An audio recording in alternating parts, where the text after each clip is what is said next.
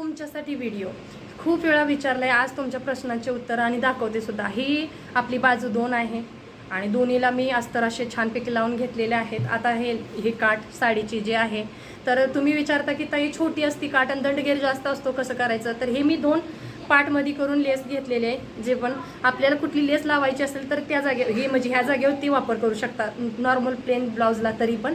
आणि साडीचं छोटं निघालंय तर ह्याला एकात आपल्याला डबल करायचं आहे। असं आपण दुसऱ्या बाजूचा हा आहे तर मधोमध चॉकचा निशाणा लावायचा आहे असं।